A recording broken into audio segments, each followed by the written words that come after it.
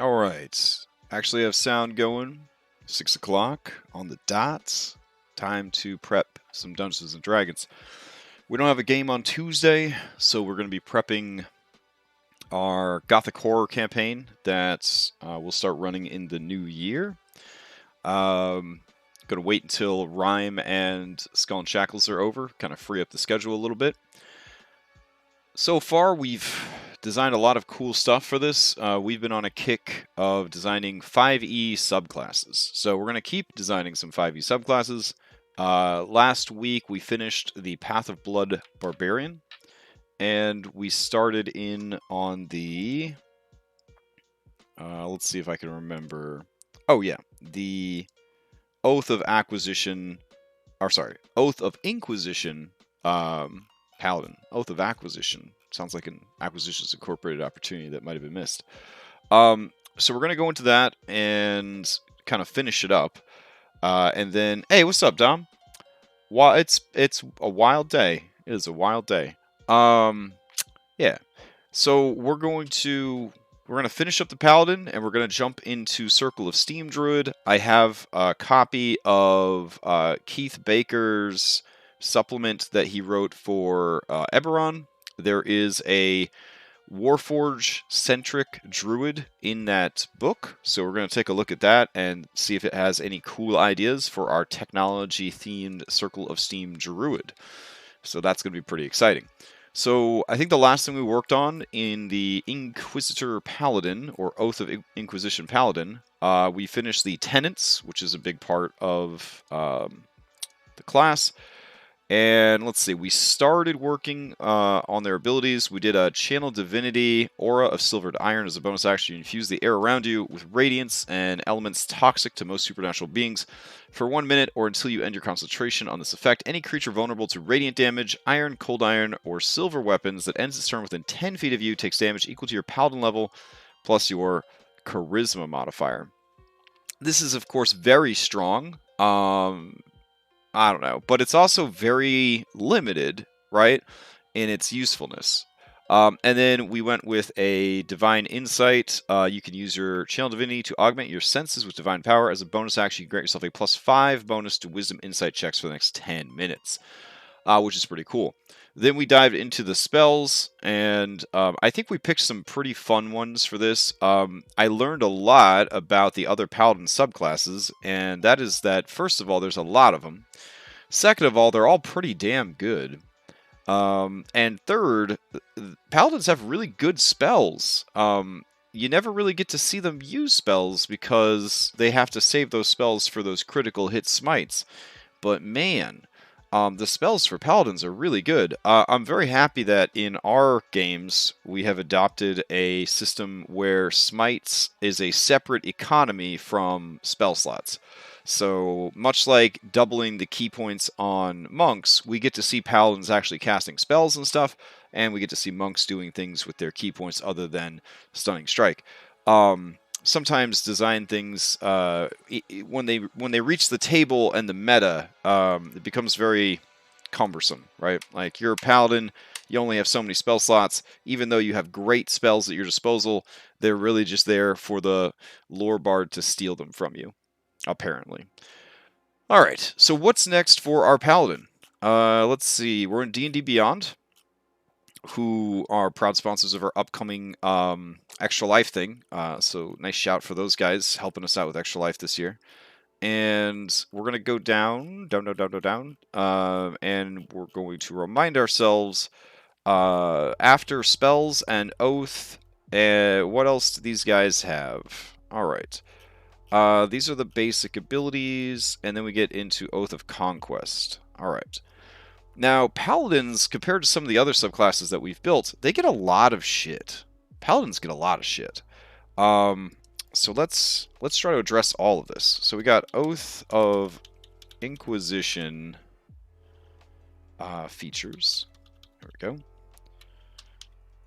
And I guess we'll do that. Cool. And they're going to get one at 3rd. They're going to get one at 7th. They're going to get one at 15th. Well, for whatever reason, they get one at 18th. And then another one at 20th. Which is just It's just a lot. Let's see. We're going to go up and over. And let's see. All right. What do these guys get at level 3? They get Sacred Oath class feature. And they also get a Channel Divinity. So they get quite a bit at level 3. They get Oath spells and Channel Divinity. So we'll go ahead and chuck that in there. It's easy enough. Whoop. There we go. Oh no, that's not what I wanted. That was weird. There we go. And let's see.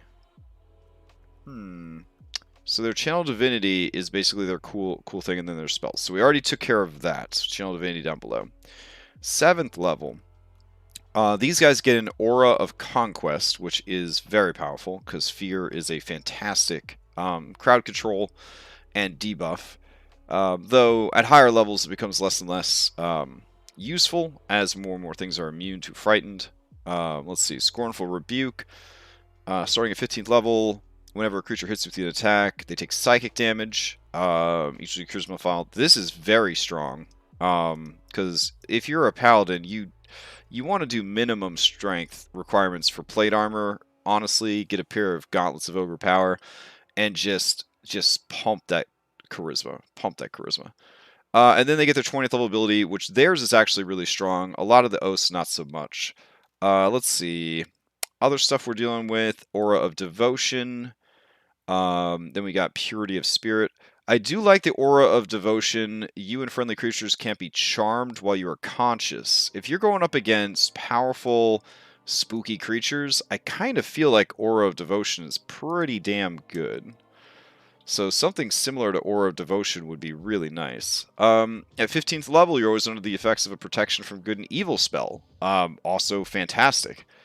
And then level 20, Holy Nimbus at 20th level. As an action, emanate an aura of sunlight. For 1 minute, bright light shines on you. I wonder if it ever says that it counts as sunlight. It calls it sunlight, but usually they explicitly say this is sunlight. I would treat it as sunlight. Jesus Christ, level 20. Dim light shines. Whenever an enemy starts to turn the bright light, it takes 10 radiant damage. In addition, for the duration of advantage on saving throws, cast by fiends and undead. Of course, by level 20, if you're a paladin, you probably have a Holy Avenger, which gives you magic resistance anyways. Once you use this feature, you can't use it again until you finish a long rest. Terrible. Let's see. Oath of Glory to refresh. They get an aura of Alacrity, make everybody faster. A little awkward because people are like moving in and out of your aura all the time. Glorious Defenses, certainly not as good as permanently having protection from good and evil, but let's see. And then Living Legend. I mean, advantage on charisma checks is kind of cool, but it's like level 20 now. You can reroll 1 miss per turn. Are you really missing at level 20? I don't know. And if you fail a saving throw, you can use your reaction to reroll it. That one's kind of cool, because you won't be failing saving throws as a 20th level paladin, but yet you will. Because the DC of level 20 plus monsters is absolutely bananas. So in a way, I almost wonder if this is worth having, because will you ever make some of those saves? Big question. All right, Oath of Redemption. We get into here. Let's see. They've got an aura of the Guardian. Let's see. You can take that damage instead of the creature nearby. It's fantastic. Protective Spirit. You regain hit points per level if you end your turn with fewer than half your hit points. That's pretty terrible. Jesus. For a level 15 ability? Sad. Like, they know Healing Spirit's like an ability in the game, right? Like, Emissary of Redemption. You have resistance to all damage dealt by other creatures. Weird flex. But not, I guess, traps and environments. When a creature hits you with an attack, it takes radiant damage equal to half the damage you take from the attack. That's pretty dope. If you attack a creature or cast a spell or deal damage by any means of this feature, neither benefits work against that creature till you finish a long rest. Cool. Oath of the Ancients is Plant Dude. They've got an aura of warding. You and friendly creatures with Tiffy have resistance to damage from spells. That's pretty nice. Wow. Up to 30 feet at 18th level. If you're reduced to 0 hit points, you can drop to 1 instead. So you get a little half-orc action, but it has a different name than half-orc, so I guess if you're a half-orc, you get it twice. Oh, that's important. You never age, because that happens a lot in D&D. And then Elder Champion, at the start of your turns, you regain 10 health. That's amazing. Oh, but you can only do it for 1 minute per day. Yeah, capstones have to be really good to impress me. That's what I'm learning, Dom, is we probably, if we're being honest, we probably didn't need to make an Oath of Inquisition Paladin, because there's enough Paladins here that you could have just reflavored the Paladin for whatever you needed. I don't know. I mean, there's that new book coming out from Mage Hand Press. It's on Kickstarter right now. It just launched today. It's already funded. They're not sponsoring us in any way. But they are promising, bare minimum, 150 new subclasses. And I'm like making one Paladin subclass right now, and I'm like, do we even need it? Like, we already have so many Paladin subclasses. Do we need another Paladin subclass? Apparently we do. I don't know. Let's see. These guys have, they don't have an aura, which is kind of weird. Starting at 7th level, when a creature within 5 feet takes damage, you can use your action to substitute your own health for that of the creature, which is like a weaker version of the Guardian one from up above. Unyielding Spirit, we've talked about. Paralysis and Stun are bad. Being immune, having advantage to saving throws against them is good. Immunity would have been better. Exalted Champion, you know, it's pretty good. It's pretty good. Oath of the Open Sea. They have an aura of liberation, which is very powerful. You and creatures within your choice cannot be grappled or restrained. Look at that shit. That's really good. Wow, that's really good. Stormy Waters. Let's see. That is basically a reaction damage shield with a potential knockdown.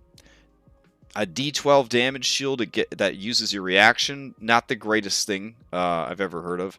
And then you got Mythic Swashbuckler. It's level 20 again, remember that. You can take a dodge as a bonus action. That's pretty good.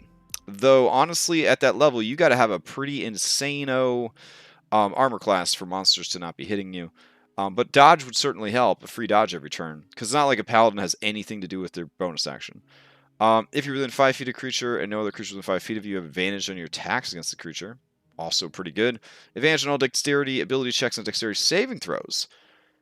I mean, you take Shieldmaster. Woo, that's pretty good. You basically now have dodge as a bonus action and evasion. That's pretty fucking good. Mythic Swashbuckler. Oof, that's really nice. Oath of the Open Sea. That might be a fun one to play, honestly. Not that it would get to level 20, but... Yeah, hey, what's up, Lex? I don't know. I'm kind of into it, the Mythic Swashbuckler. I think it's pretty cool. Oath of the Watchers. This is the one that's the most similar to what we're trying to do. So let's see. They get an aura of the Sentinel. You emit an aura of alertness when you aren't incapacitated. You and any creature of your choice within 10 feet of you, and you roll initiative, gain a bonus to initiative equal to your proficiency bonus. You know what we should do for these guys? Because, I mean, this shit is pretty unbalanced to begin with. Let's go ahead and give them, like, basically the abilities of a Weapon of Warning as their aura. Let's do it. Weapon of Warning. Just easily one of the best items in 5th edition D&D. It is only classed as an uncommon item, but even Sane Weapon or Sane Magical Item Prices Guide, and especially Black Balls, both identify this as being way more powerful than an uncommon item. If you're ever in a D&D game, and the DM offers to let you pick out any uncommon item, I would strongly recommend that one person in your party pull this item. Because listen to what this shit does, alright? This magical weapon warns you of danger. While the weapon is on your person, you have advantage on initiative rolls. Pretty good, right there. In addition, you and any of your companions with 30 feet cannot be surprised except when incapacitated by something other than non-magical sleep. Wow. The magic weapon awakens you and your companions within range if any of you are sleeping naturally when combat begins. Uncommon magical item. Always on, always does its job. Fantastic. So, what I'm thinking is we're going to give them an aura. We will call this, what shall we call this? Aura of, Vigilance? Vigilance sounds pretty good. Vigilance. This is cool, because now I never have to give out a weapon of warning ever again, because I'm like, you could just play this one subclass I made. Yuck. Alright. So, you have advantage on initiative rolls. In addition, you and any companions, blah, blah, blah, blah, blah. We won't give them the magical sleep thing, but we'll stop at except when incapacitated. Alright. We'll do that. And that. You have advantage on initiative rolls. In addition, you and any of your companions within 10 feet of you can't be surprised. Except when incapacitated by something. Except when incapacitated by something other than non-magical sleep. The weapon magically awakens you and your companions within range if you are sleeping.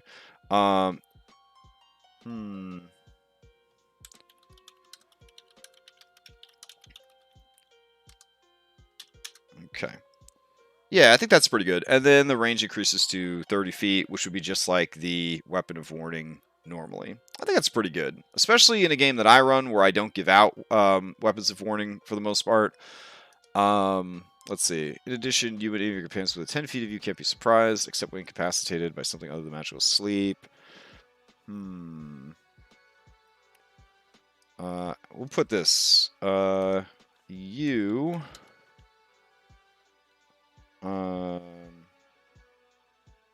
magically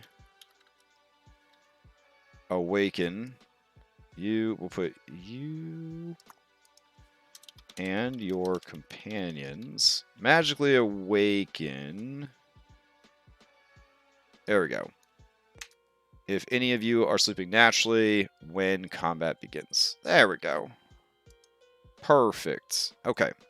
So now we got to come up with a jumping all the way up to 15th level. We got to come up with a 15th level ability for this. A lot of them seem to be damage shield based, which is cool and all. What if we did something...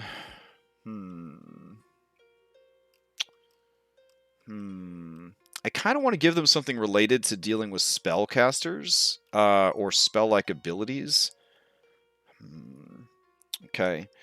So, we should do something like mental riposte. Okay. Let's see. If you... let's see. You learn how to chastise anyone who dares belittle you. Whenever you see a creature with a you who succeeds, you can use your reaction to force the creature... okay, modify who forces a save throw. Oh my god, we're thinking about the exact same thing here. Whenever you or a creature you can see within 30 feet of you succeeds on an intelligence wizard charisma save throw, you can use your reaction to deal. That was exactly what I was thinking. So maybe we have to come up with something else. Because I don't want to do something that's already there. Stormy Waters is kind of terrible. Unyielding Spirit, you have advantage of saving throws to avoid become paralyzed or stunned. Okay. Undying Sentinel. You get half orc. Let's see. Just kind of reviewing the Protective Spirit. You regain hit points at the end of battle. That one's terrible. Let's see. Glorious Defense. You can use your reaction to boost their AC. What if we allowed them to boost saving throws? There we go. We'll call it Bolster Resolve.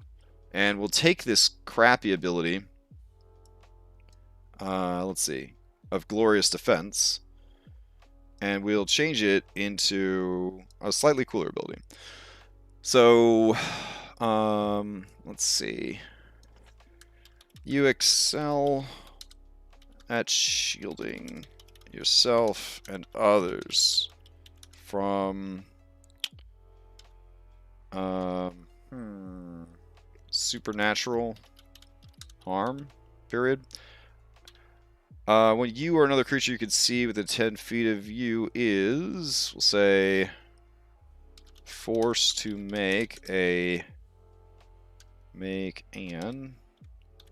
intelligence, wisdom,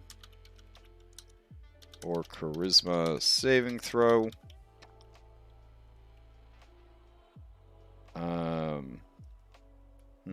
Let's see.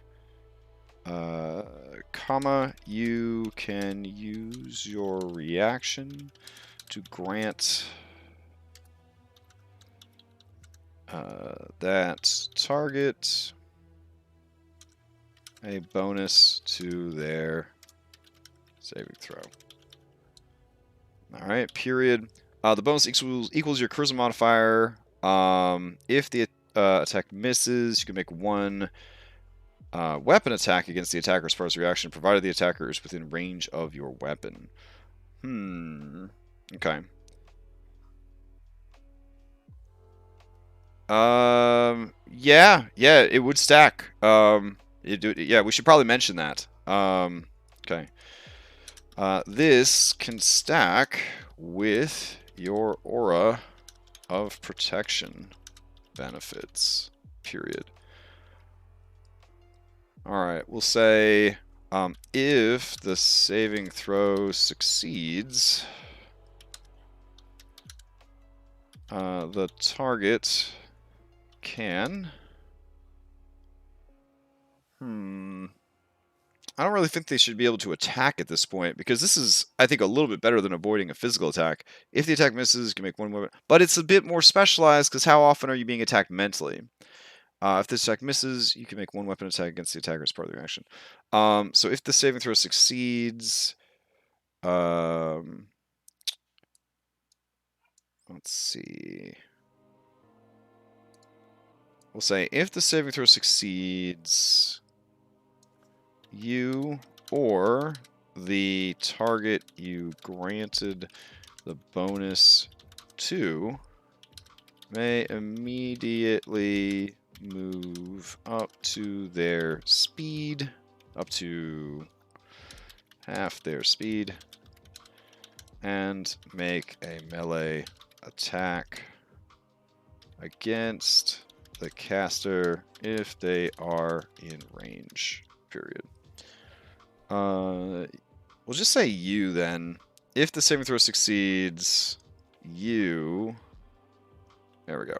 They immediately move up to half your speed and make a melee attack against the caster if they're attacking. Half your speed. And we'll just say make an attack against the caster if they're in range. You can use this feature a number of days equal to your charisma modifier, and you regain all expended uses when you finish long rest. Okay. What happens in AoEs? Well, you only get to choose one target. It says you or another creature you can see within 10 feet of you is forced to make an intelligence, wisdom, or charisma saving throw. You can use your reaction to grant that target a bonus to their saving throw. The bonus equals your charisma modifier. This can stack with your aura of protection benefits. If the saving throw succeeds, you may immediately move up to half your speed and make... I mean, AoE, it's still just gonna... You still have to choose one target in the AoE, so... I mean, that is what it is there. You can use this feature a number of times equal to your charisma modifier. Alright, cool. They don't get anything at 18th level. That was, not needed. Alright, 20th level. I don't even know why we're bothering to design it, because nobody gets to 20th level, but let's see what we'll get. Alright. Living Legend.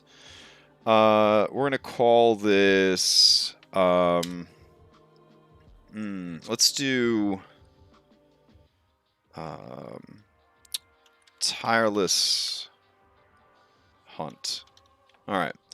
So, what I kind of like about Inquisitor is they don't give up until they get their target, right? Well, there's a number of monsters that don't give up until they get their target either. My favorite of which is the Crow. Oh, sorry, a Revenant. So, yeah.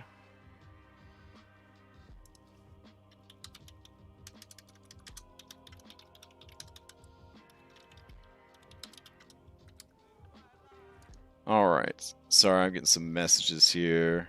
Okay. Cool. So, let's see. Tireless Hunt. So we got Vengeful Tracker. You know the distance to and direction of any creature against which it seeks vengeance, even if the creature and the Revenant are different planes of existence.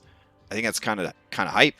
And then we got let's see, Regeneration. It's pretty dope. You're getting to at the start of the turn. Rejuvenation. Whenever his body is destroyed, it still lingers. But yeah, what I'm looking at is this Vengeful Tracker ability.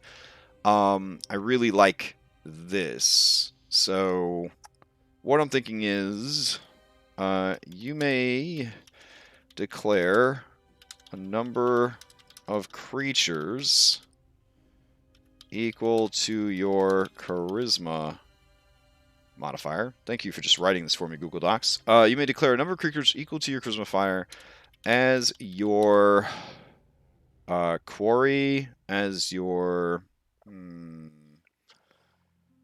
yeah, quarry sounds good. Quarry? I'm worried that this is the wrong query. Define quarry. Place an extract. Alright. Okay. What do you call... I guess charge would be good too. Because you would know... You could use it on your allies too. You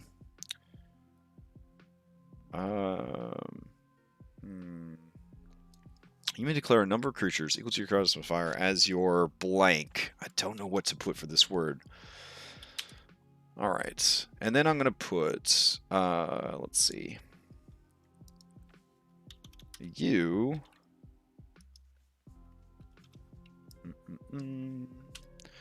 you know the distance to and direction of any creature which you have marked?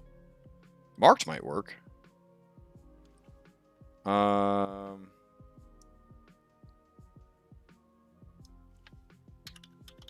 just put marked for now.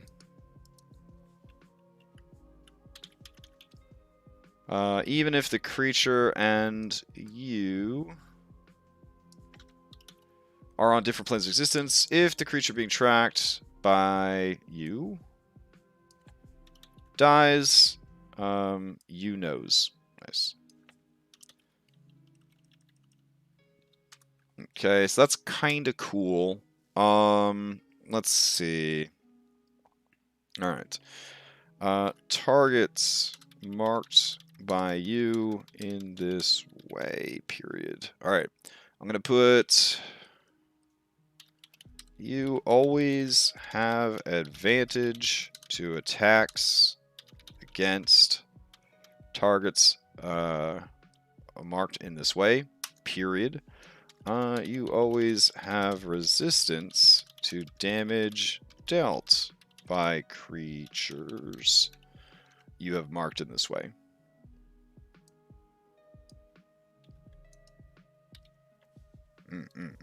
Okay. And, let's see. Target of your Inquisition. Ooh, that's pretty good. We'll just put, yeah. We'll put marked as targets of your Inquisition. You know, this is any creature which you have designated a target. There we go.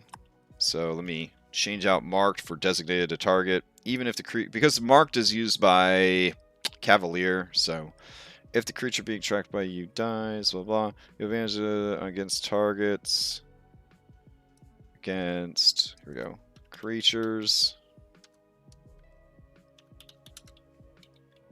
Designated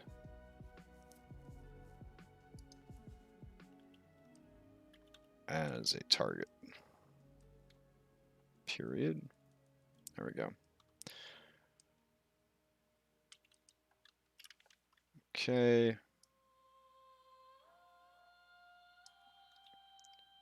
Dealt by creatures. You have always have resistance to damage dealt by creatures. There we go. Now we do need to establish declaring a creature a target is an action, period. To just stop you from basically like abusing it. You can't really like free action it, you know what I'm saying? We could say it's a bonus action because this is a level 20 capstone and they don't have anything else to do with their bonus action at that point as a paladin. So that could work. Alright.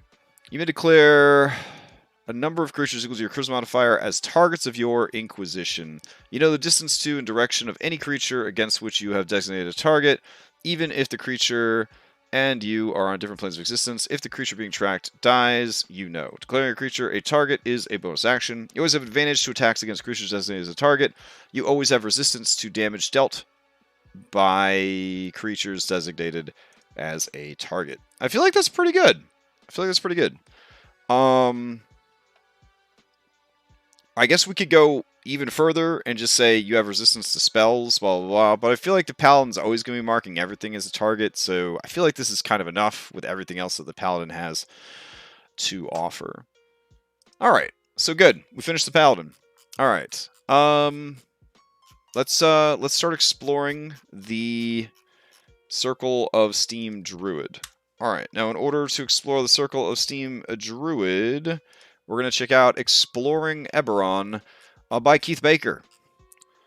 Alright, Keith Baker is the OG, real creator of Eberron.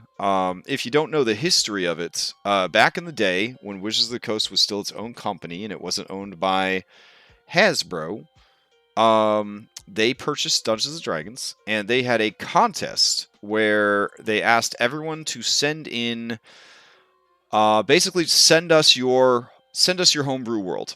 Now, the fine print on this contest was you would be rewarded $10,000 if they chose your world, but they would also own your world. And what's more is they would own every world that was submitted for the contest. Yeah. But that's neither here nor there, I guess. So Keith Baker, I mean, I can't imagine the number of worlds that are sitting in a box somewhere at Wizards of the Coast that got submitted. Keith Baker won the contest, and rightly so. Eberron was a breath of fresh air. It's a fantastic setting. And they even made an MMO based in Eberron. So that was the whole thing. And, yeah. The problem is, Keith Baker didn't own his product anymore. But he is still, through DM's Guild, allowed to write stuff for his own project. So weird. So anyways, he's always adding stuff for Eberron. He recently released a Domain of Dread for Eberron, which is kind of badass. So anyways, I heard that there was a special class option for Druids, Circle of the Forged. Alright, so let's check it out. Circle of the Forged. What is truly natural? The Warforged are living creatures, despite being constructed from wood and steel. Druids who embrace the Circle of the Forged explore the potential of the Warforged form, blending animal shapes with Warforged durability. This is a young path pioneered by a handful of Warforged who sought a greater understanding of their role in the world. Over the last few decades, a number of Warforged have embraced the Circle of the Forged. However, it isn't limited only to Warforged. A Kenneth heir or an aspiring artificer might pursue primal power as a way to transcend the limited flesh they were born with. Only a handful of Druids follow the Circle. Did you learn of these techniques from a mentor? Are you driven by instinct, still searching for what you're capable of? Or if you're a Warforged, were you designed with the potential to assume multiple forms forms, aka your transformer? If so, who created you and why? So the theme here is modified wild shapes. The right of your circle grants the ability to transform into more dangerous animal forms. Starting at 2nd level, you can use your wild shape to transform to a beast with a challenge rating as high as 1. Starting at 6th level, you can change it to a beast. Challenge rating as high as your druid level divided by 3. You also get Skin of Steel. Starting at 2nd level, when you transform by wild shape, you gain the following benefits. You have +2 armor class, advantage to saving throws against being poisoned, resistance to poison. You don't need to eat, drink, or breathe. You are immune to disease. You don't need to sleep, and magic can't put you to sleep. While you're in beast form, your body is made of the same materials as Warforged. Your muscles are root-like tendrils protected by armored plates. It's obvious to an observer that you are not a normal... Yes, it is Beast Wars, the subclass, absolutely. Starting at 6th level, you gain the ability to imbue your attacks with elemental damage, charging your claws with electricity, or unleashing flames from your fangs. When you use Wild Shape, choose one of the following damage types: Acid, Cold, Fire, or Lightning. While in your beast form, the first time you hit a creature with a melee attack on your turn, you can expend 1 spell slot to add extra damage. That's rough. That's rough. You gotta add a lot of extra damage to make it worth giving up some of these high-level spell slots. The extra damage is 1d6 per spell slot expended. Woof. To a maximum of 5d6. Feels bad, man. Feels bad. When you use this ability on a creature, your attack has an additional effect determined by which damage type you selected. Okay, it's getting a little bit cooler. If a creature is affected by this ability, again, in subsequent rounds, the effects do not stack, and the new duration replaces the old. Okay.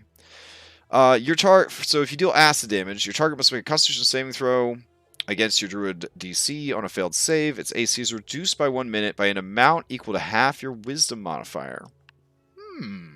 At the start of each of its turns for the next minute, the target can make another Constitution saving throw. So it's a lingering effect. Okay, cool. Cold. I'm assuming this will be a speed situation. It always is. Cold for 5e is speed. Cold for magic, they tap your monster, but... Alright, the target must make a Constitution saving throw against your Druid spell level. On a failed save, movement speed is reduced to 0. To 0! Okay, and they have disadvantage on strength and dexterity checks. On a successful save, the effect ends. Alright, fire, same deal. Con saves. It is very forgiving that they're making them con saves, because most monsters have a pretty good Constitution save. So, honestly, Constitution probably the best saving throw for monsters in the game. Let's see. So, fire does... on a failed save, it takes fire damage equal to your Wisdom modifier. On a successful save, the fire goes out. Oh, okay, so it takes ongoing fire damage. That's not a d10. It's equal to your Wisdom modifier. Okay, that's pretty cool. And what else do we got? Lightning. At the start of each of his turns for 1 minute... the target does Constitution saves. Fails to save, it loses its reaction, so like Shocking Grasp. And the first attack that it makes on its turn is made at disadvantage. And that's lingering as well. Okay, that definitely makes it worth spending at least a level 1 spell slot. I don't really see the point in spending your bigger spell slots, though. That's rough. That's rough. But the level 1 spell slots for sure. Throw that shit on there. I also wonder if this is allowed to be like a smite. You know what I'm saying? It just says the first time you hit with a melee attack on your turn. So it has to be the first attack on a turn, even if you have multiple attacks. Okay. Then we get up to Adamantine Hide. Are you about to tell me that these dudes are immune to critical hits? Because that's normally what Adamantine means. Starting at 10th level, when you are transformed by Wild Shape, you gain resistance to bludgeoning, piercing, and slashing damage from non-magical attacks. I mean, elemental form gets that anyways. In addition, you gain the ability to use Wild Shape as a reaction when you take damage. Oh, that's nice. And damage from attacks is applied to the hit points of your beast form. That's super dope. Man, you know what? They should have this Keith Baker guy write Dungeons and Dragons stuff. Because, I mean, as far as Homebrew goes, this is some solid shit. You know what I'm saying? Like, I feel like this Keith Baker kid has got a lot of potential. Like, We're going to see some big things from Keith Baker, I'm thinking. It's not like that one that Lex made us read last week. That hot garbage we had to read last week. This is quality. This is quality design here. All right. Constructed perfection. You didn't write the book, Lex, and you're just a very caring and loving person, and you know you wanna give everybody love and hype and stuff. But man, that Path of the Blood, it was terrible. Constructed perfection. Starting at 14th level, when you are transformed by wild shape, you can't be charmed, frightened, paralyzed, petrified, or poisoned. What? I mean, that's kind of the same thing as elemental form. In addition, you are immune to poison damage. I think we're done. I mean, I think we're fucking done, guys. Like, I don't think we could top that. I don't think we could top that. This is really good. I think this is really good. All right. We're not gonna call it Circle to Forge though. We'll call it Circle of Steam, and then we will of course credit Keith Baker. We'll just put Keith Baker's Circle of the Forged. And Dunzos. Well, that was easy. Cool. It's really good. I don't want to come up with something different because I mean it's really good. Like, there's no reason to like reinvent the wheel. I mean, this is some solid stuff. We're done. Yeah, this is what I was imagining. I was like, well, Circle of Steam, I want them to be able to turn into robots. I want them to be like a druid that turns into robots. There it is. I think the only thing I might add is I might give them like tinkering tools. I feel like that might be kind of cool. You know, like when you get training in this form, yeah, let's add that. Okay. When you join this circle, you gain proficiency with Tinker's tools. Yep, there we go. Okay. That's it. There we go. We did it. Or, I mean, Keith Baker did it. If you are interested in this book, it is available on the DM's Guild. It is called Exploring Eberron. There's a lot of cool shit in here besides this this book. Some really, really cool and thematic stuff. If you are playing or running Eberron, I would not treat anything by Keith Baker as homebrew if you are playing Eberron. He is the creator of Eberron. I mean, he knows it better than than Wizards of the Coast. So if he thinks that this was stuff that should be in Eberron, it should be in Eberron. That's my stance on it. There's also stuff in here that fleshes out a lot of the races from Eberron that might feel a little underdeveloped. I mean, I don't mean to suddenly make this about Eberron, but there's a whole section of there's a couple extra backgrounds. They talk about specific races to the world, including playable gnolls. Playable gnolls, y'all. You know how many people in the last 6 years have asked me for playable gnoll stats? There are playable gnoll stats by a very good designer. So, there you go. Yeah. Anyways, thank you, Keith Baker. You saved us a lot of time there. Okay, cool. I almost kind of feel like last week's stream where we were working on the Paladin, we should probably have just like cut that and then done like a really short episode for like Path of Blood Barbarian, and then combine that with this week to make like the Inquisitor Paladin episode make more sense. I didn't think to do that. And now that we've got Druid already taken care of, I mean, kind of is what it is there. All right. So that means we're done with subclasses. Wow. Let me go grab the document for Gothic world building so that we can see what's next on the design docket. Holy shit. All right. Well, that's nice. Okay. So to do class design, and we did second pass on races already, so both of those are done. I don't remember the hotkeys for strike through, unfortunately. Format, text, strike through is Alt-Shift-5. Yeah, for sure, I'd remember that. Explore Grim Hollow transformations.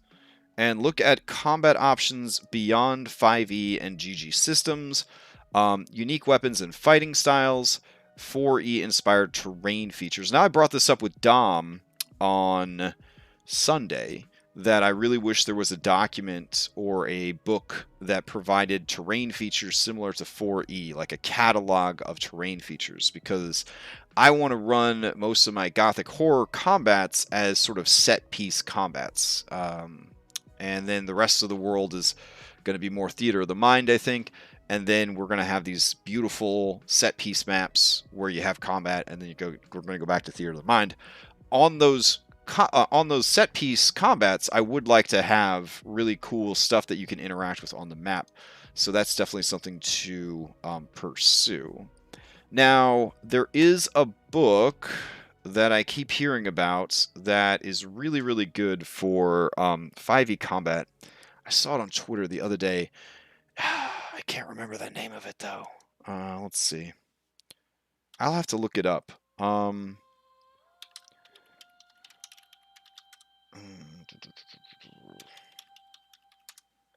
But basically, it is... it's a really good supplement. Maybe it's just combat superiority? No. Let's see. Man. It's been such a busy time at my day job that I didn't think to, like, write it down. Alright. Let's see. We're over on DM's Guild.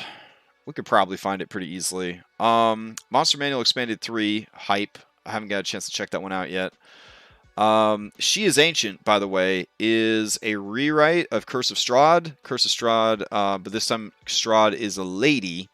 And they actually do more than just make him a lady. They change, like, the background. They change... It's kind of like an Adventure Time where the Ice King wrote, like, a gender-bent world, that kind of thing. Alright. So, let's see. Then there's Dead Metrol, which is the Eberron spookiness or whatever. And then the book we just looked at, Exploring Eberron. Let's see. Where is this? Let's see. We'll see all of the most popular stuff. All right. Potions, weapons, Anne's monster loots, fantastic. Unearthed tips and tricks. Good old Hammond's Guide. Curse of Strahd. Call from the Deep. Good campaign. Let's see. Guide to the Plains of Shadowfell. More loots. Oh, also worth mentioning, Giphy dropped another update to the crafting system, so that is pretty exciting as well. Let's see. Shore Dreams. Villains of Theros. Ravenloft. Alright, I'm going to have to ask around and look around. I know that there is a really great guide for, essentially for martial classes. I know that there's plenty of them out there, but this one in particular, I saw a lot of good things about it, and I'm very disappointed that I can't remember the name of it. So I'm going to go ahead and track that down for our next stream, and we'll go ahead and use that. Let's see, what else? We were talking about whether or not we were going to use Grim Hollow transformations in our game. I'm going to say it's a big old yes. Is it martial exploits? Oh, shit. Let's see.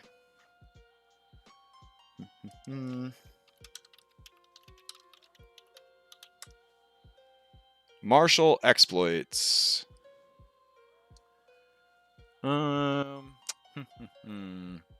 This is a conversion of almost 900 4th edition martial powers into 5th edition abilities. Yes! These powers were converted from the 4th edition Fighter, Ranger, Rogue, and Warlord. They are designed as alternative rewards to magic items and treasure. They are similar to boons.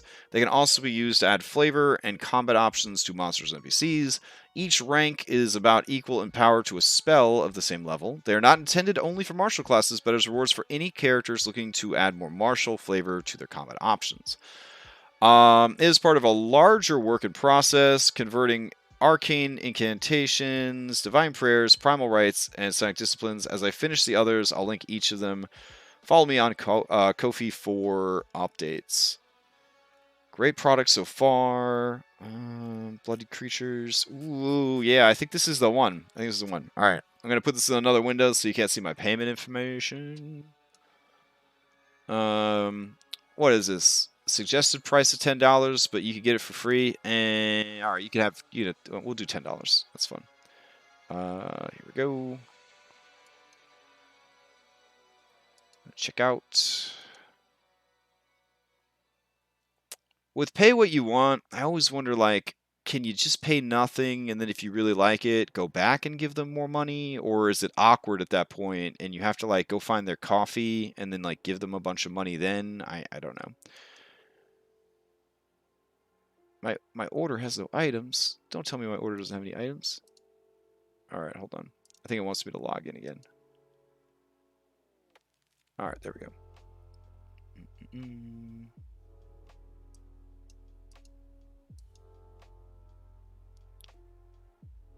Alright, check out. I need to PayPal. Okay, review order. Yeah. Ah, don't show my information. Alright, I think I got out of there in time. Alright, yeah, man, it's all my personal biz. That would have been bad. Alright, yeah, pay now.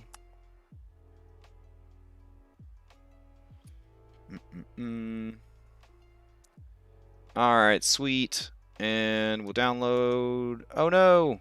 There's like multiple versions of it. Okay. I guess we want version 2. There we go.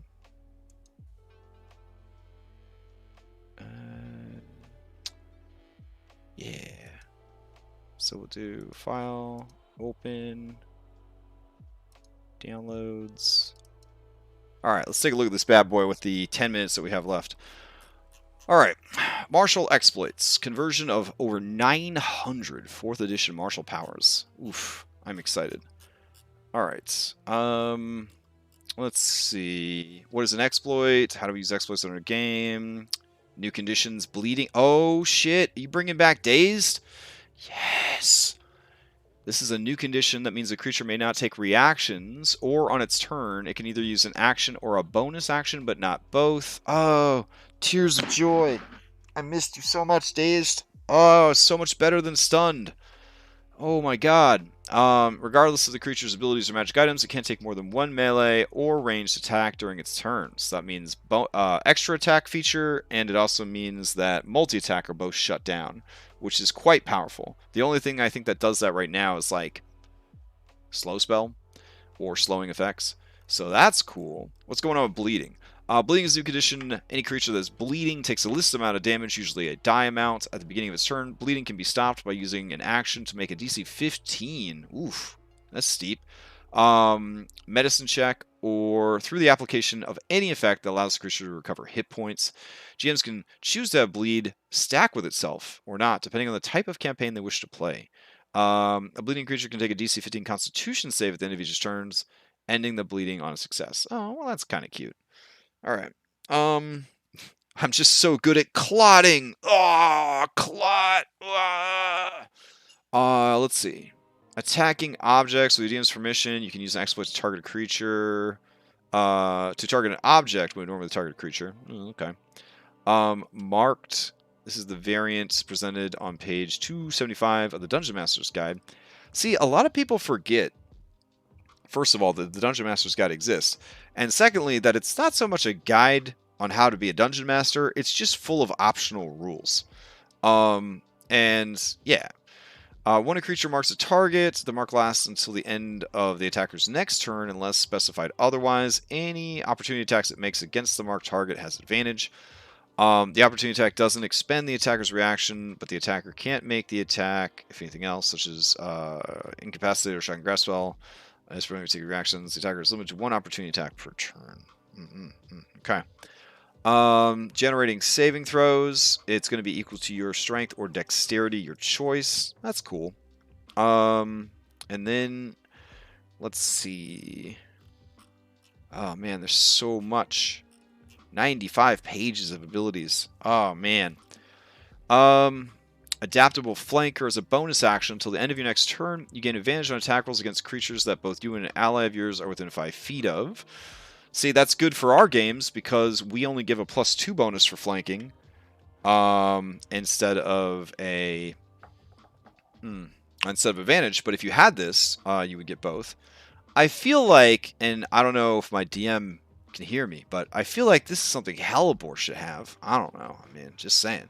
Actually, I feel like Hellebore should have everything in this book if my DM's listening. So if they feel bad about almost killing me last week and they want to try to, make amends and unburn the bridge that they burned between us, I mean, this would be a great thing to pick up. I'm just saying, pay what you like. You could get it for free. Give Hellebore all those powers when we get together in 2 weeks. Just saying. I remember these abilities too from 4E. This is exciting. Archer's Stairway. This is a rank 1 exploit. It is a utility. As a bonus action when using a bow or crossbow, you can target up to 5 contiguous 5-foot spaces on a vertical surface with your weapon range. Within weapon range. The DC for climbing these spaces is reduced by 1 for each piece of ammunition you spend on a space, up to 4. These handholds last until removed or destroyed. The ammunition you spend in this exploit is not recoverable. You must abide by your weapon's loading restrictions as normal. I'll be honest, in 4E, you had unlimited mundane ammunition. Like, nobody worried about that shit. You only had to track, like, special ammunition. Oh, man.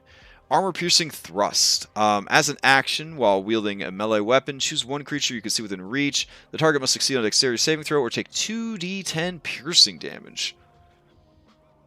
That's pretty cool. A dexterity-based attack, like a dexterity save based attack. Obviously, Giphy monsters have shit like this, but martial player characters? What? Like, isn't that awesome? Like, you're going up against a super armored bad guy, right? Especially if you're playing in a Giphy game, you're going up against a defender, and then you're like, I'm never going to get past this armor class, but that dude looks clumsy AF. So you go ahead and you do your armor-piercing thrust instead. Oh man, that's really, really cool. If you're wielding a light blade or spear, the saving throw is made at disadvantage, and they take 3d10 piercing damage. It's fantastic. Oh man, could you imagine how spicy? Man, how spicy this would. Oh, by the way, Dom, I'll send you the progress on the art we got made for Corinna. It looks really good. It's coming out really, really good. Unless you just want to wait and see it at the end. Let's see. Bell Ringer. When you hit a creature with a melee attack using a weapon, your attack deals an extra 1d10 damage. And the target must succeed on a Constitution saving throw or be dazed until the end of your next turn. If you made the triggering attack using an axe, hammer, or mace, the attack deals an extra 2d10 damage instead of 1d10 damage. I don't think these are at will, though. I think that these go off of, like, a limited economy, because they compare them to spells. Exploit rank and rarity comparison. How to use exploits in your game. Let's see. They are martial, which means they are fueled only by cunning expertise. They're called exploits because they exploit a specific opening in a fight. These exploits are divided by rank. These exploits are intended to be used as either special abilities for NPCs to use or as rewards for players in place of magical items. They don't take attunement slots, but are also more limited in function than a magical item. Each rank is intended to have a minimum character level to acquire that's up to the DM. Oh, how often the exploit recharges. Turn, short rest, and long rest. So, at most, you can use it once per turn. Otherwise, it'll be a short rest or a long rest. Okay, that changes things when we're reading it. Okay. So, for example, this armor-piercing thrust, you can only use it once, and then you have to short rest to get it back. Okay, that's pretty cool. Short rest, short rest, short rest. I want to see one that is turn. I want to see how strong something that is based on turn is. Short, short, short, short, long, short, short, long, short. Man, there aren't a lot of turn-based ones. Long, long, long, short. Ah, here's one. Combat Challenge. As a reaction, when a creature marked by you is within 5 feet of you and takes a disengage action or makes an attack against a target other than you, you may make a melee weapon attack against the triggering creature. So it's like part of one of the most broken feats in the game, Sentinel, but it is instead just a little exploit. That's kind of cool. I get the feeling that this person is sort of banking on you not using feats, which is Matt Colville's approach to 5e. Yeah, I love stances in 4e. Oh my god. I talk about this a lot, but like I loved 4e, and I loved the things that my players did in 4e, and I love the things that I got to do as a player in 4e. It made me feel very cool to pull off some of the combos that we did. So I don't know. I miss it. Thank you, Coxpane, for remembering the name of this. Oh man, I'm very excited. This combined with our race building system, you're going to be able to make some really cool characters, I think. Some really cool characters. I'm very, very excited about this. So, yeah, this is awesome. All right, so we have this to go off of. Fantastic. I'll go ahead and add that note up here. We'll go underneath, and we'll put... Nope, I don't want any help from you, Grammarly. It's okay. And we're going to go and say... martial expertise. That's weird. Martial, there we go. Expertise. LPDF. All right. And that combined with our other stuff, combined with Grim Hollow transformations. Yeah, I think we're going to get some really exciting and interesting characters in these adventures. I'm really, really excited for it. Okay, so next time we meet, it will be to flesh out this stuff a bit more. I always get raided right at the end. I see. Thank you for your small raid. I'm actually getting to stop, but really nice to see you. So next time we meet to work on our homebrew world, it's going to be 2 weeks from now. We're going to take a week off. So for the next week, there's not going to be any games or any streams. So we're going to Dragon Con, and hopefully that is a lot of fun. And then we will come back refreshed and ready for action. So no rhyme tomorrow. No Skull and Shackles on Thursday. Nothing special going on Friday. No Mythic on Sunday, and no Odyssey Prime on Monday. But yeah. I guess for us, we are taking 2 weeks off because today's Tuesday, right? So yeah, we'll just be back next week. Oh, sweet. Never mind. So next Tuesday, we will continue working on this. And I think we're getting to a point where we need to start organizing shit and putting it together a little bit better. So we're going to have to start organizing all the design that we have done into something that players could start building characters with. What about just adding Giffyglyphs, martial points, and extra abilities to regular classes? Yeah, I mean, that could work too. We could look at... Yeah, why don't we do that? So next week, we will examine GG Class Compendium. Let's see. There we go. We'll examine GG Class Compendium to see what we can kit bash onto existing 5e system. All right. Yeah, so we'll look at that. We'll have this as an option, and we'll have transformations as an option. So we have all that good stuff. That'll be great. Yeah, it's going to be exciting. All right, so next Tuesday, we will look at Giffyglyphs Class Compendium, see what we can kit bash onto our build stuff, and then we will start organizing things in such a way that people could start building characters. That's going to be our first goal, is making sure people could build characters, that they have all the stuff they need in one place, and we get that organized. So that's what we're going to be working with next. All right. So going to be a week off, and then I will see you guys next Tuesday, and streams and games will resume. So hope everybody stays safe and healthy and enjoys the week. And yeah, I'll see you next time.